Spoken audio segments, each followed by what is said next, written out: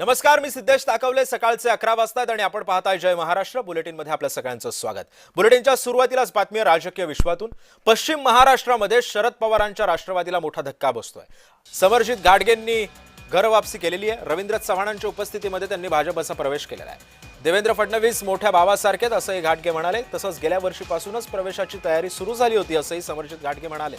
पुन्हा एकदा समरजित घाटगेंचा भाजपमध्ये पक्षप्रवेश होतोय असं रवींद्र चव्हाणांनी सांगितलं. गेल्या अनेक दिवसांपासून घाटगे सकारात्मक संघटनात्मक कामात होते असंही रवींद्र चव्हाण म्हणाले.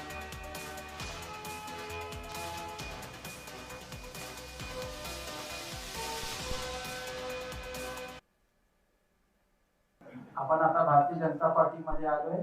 माननीय देवेंद्रजी, चंद्रकांत दादा, रवींद्र चव्हाण आणि पक्ष जे सांगेल त्या निर्णयावर आपण काम करायचं आणि त्याप्रमाणेच पुढची वाटचाल ठेवायची. मी चव्हाण साहेब दादांना शब्द देतो की जे काही जबाबदारी असेल, जे काही आपलं सांगणं असेल त्याप्रमाणे आपण काम करू आणि परत मला आपण पक्षामध्ये आणण्याची संधी दिली त्यासाठी मी परत आपल्या सगळ्यांचे आभार आहे.